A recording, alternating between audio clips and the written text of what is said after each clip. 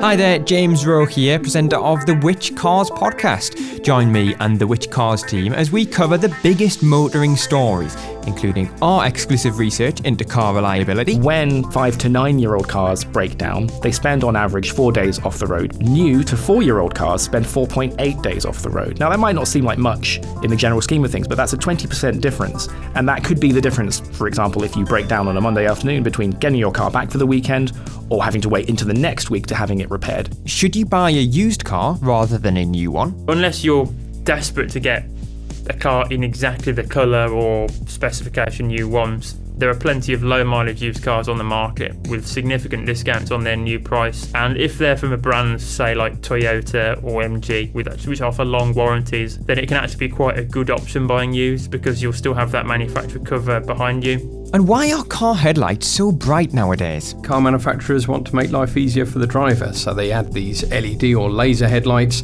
that illuminate the road ahead like never before, which is great if you're driving a car. Not so great if you're on the receiving end coming the other way. To listen to the full podcast, head to which.co.uk/cars podcast. You have to be a Which member to listen, but you can get a membership for 50% off the usual price. All the details are on that page, which.co.uk/cars podcast.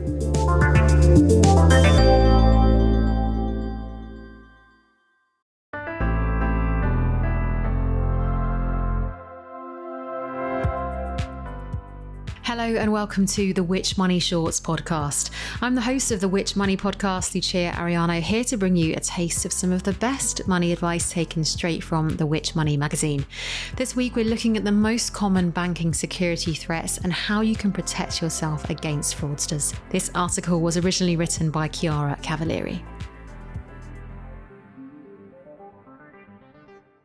More and more of us are now banking on the go, and criminals have found various ways to turn this to their advantage. Headlines about rising cases of phone thefts and compromised apps won't reassure those who are yet to embrace mobile banking, although fraud was always expected to increase in line with usage. According to UK Finance, there are now almost as many people using banking apps as online banking. Among the 32% of Which members who told us that they don't yet use money banking apps, many said they simply prefer banking with a computer or tablet, although concerns about security are a significant barrier. It's worth remembering that fraudsters generally view customers as the weakest link, regardless of the banking methods we use. This means they will continue to pursue phishing attacks, hoping that you'll open attachments or click links to fake web pages and impersonation scams to coerce you into sending them money yourself. Sadly, there's no silver bullet, but the payments industry is making huge strides in fraud prevention. Cases of unauthorised mobile banking fraud overtook internet banking fraud for the first time in 2024, although losses were still far lower. The uptick in cases doesn't point to any unique weakness of banking apps, but is rather a reflection of how criminals target customers, using SMS to spread mobile malware and mimicking legitimate apps to capture data. Banks must make identity checks known as Strong Customer Authentication or SCA. These checks must include at least two components such as a password or a PIN, a card reader or a registered mobile device on your digital fingerprint. Some banks go further with their multi-factor authentication or MFA than others. For example, Chase, Monzo, NatWest and Starling ask customers to pass face and voice checks via a selfie video to make certain account changes. Weaker checks rely on security codes sent via SMS, which can be intercepted by scammers. The Cooperative Bank, Nationwide, NatWest, Santander, TSB and Virgin Money all dropped points in our 2024 security tests for continuing to use SMS to verify customers. We want banks to let you view any devices connected to your account so that you can take action if you spot any you don't recognise. Most now offer this, although some big names like the Cooperative Bank, Lloyds Banking Group and Santander still lag behind. The Cooperative Bank and Santander told us this feature is in the works. Lloyds Banking Group said that all devices are automatically distrusted after 30 days of inactivity, so customers don't need to be notified of new devices. But this is standard practice for Apple, Google and most email providers. So what can you do to reduce your risk of being hacked? Start by setting long, random, and unique passwords for all of your accounts. Use a password manager so you don't need to remember them and so that they can be easily copied and pasted. Use MFA on every website that offers it. Avoid public Wi-Fi and never download apps from unofficial sources. Use the official Amazon, Apple, or Google Play app stores instead, as these are vetted. Rogue apps still slip through. Many reported pose as QR code readers and PDF apps, so read reviews before you download anything. For extra protection, use reputable antivirus software on all devices and scan regularly. Keep your device's operating system and key applications such as your web browser up to date. Most card fraud is done remotely, for example using details leaked through third-party data breaches. However, losses were the lowest reported for 9 years in 2023, thanks to more stringent verification processes when you shop online. An escalating problem is card ID theft, where stolen cards or details are used to take over an existing account or open a new one. Last year, cases and losses were at the highest level ever recorded. Beyond SCA, banks can use artificial intelligence and machine learning to identify unusual patterns and flag potential fraud in real time. Helping customers spot fraud more easily is also essential. Digital banks Monzo and Starling led the way for instant push notifications of incoming and outgoing payments, meaning customers can quickly flag transactions they don't recognise. Most banks now offer this, but not the Cooperative Bank Nationwide, Santander or TSB. Avoid storing your card details on retailer websites. Use wallets such as Apple Pay and Google Pay or PayPal instead, and always check web addresses carefully, particularly if you've been directed from adverts or QR codes. Criminals need compromised data to commit identity fraud, so stay vigilant to phishing attempts and review your privacy settings on social media sites.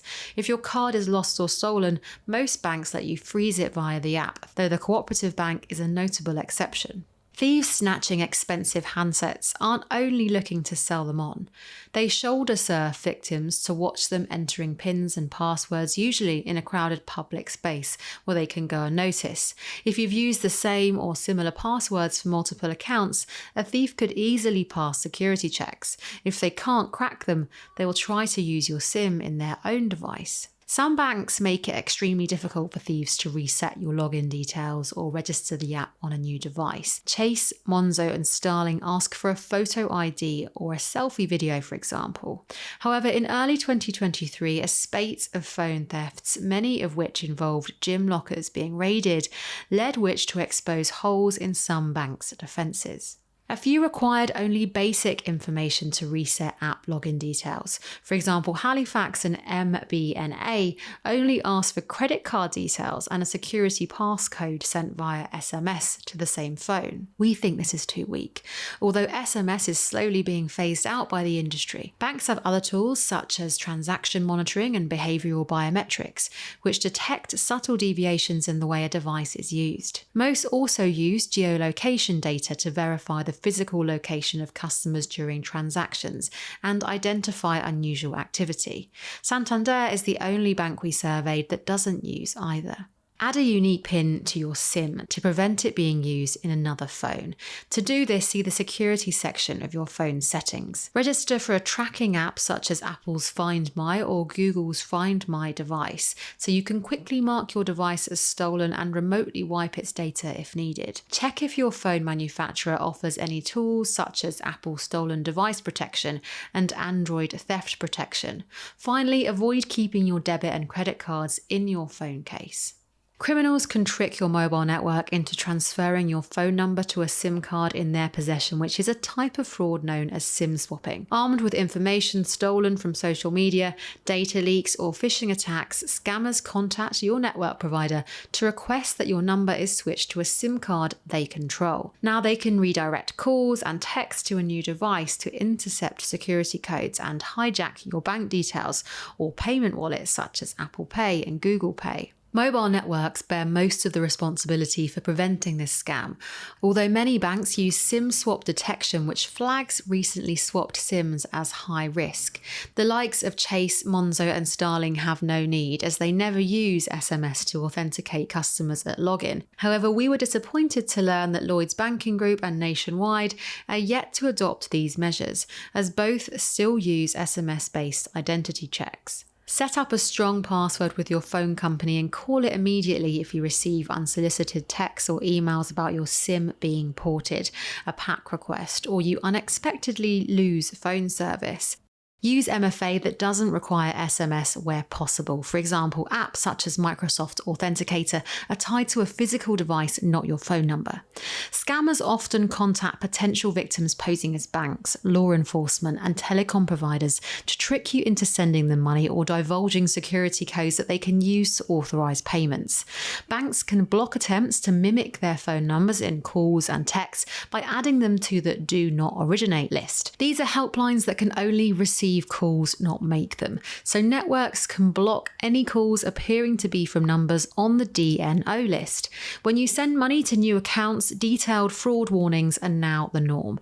If the name of the account doesn't match the name of the person or business you intend to pay, your bank will alert you to this.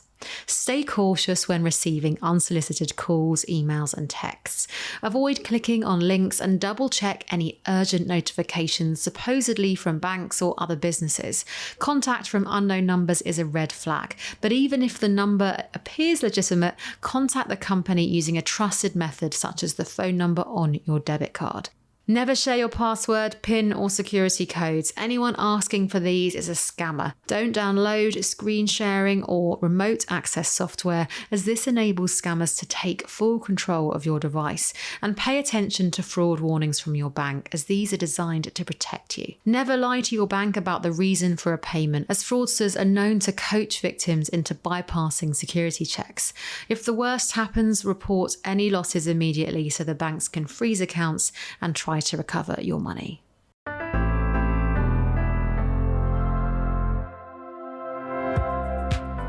Thank you to Chiara Cavalieri for that original article from the December edition of the Which Money magazine. If you want to subscribe and get the magazine delivered directly to your door, click the link in the description of today's show. For even more expert money advice, subscribe to our free newsletter and don't forget to tune into our weekly money podcast with new episodes every Friday. This episode was produced and edited by Romana Yassin. Thank you for listening, and I'll see you next time.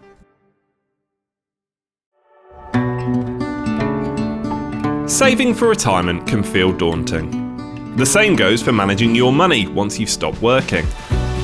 That's why we've created an 8-week newsletter series breaking down what you need to consider, both pre- and post-retirement, into bite-sized chunks.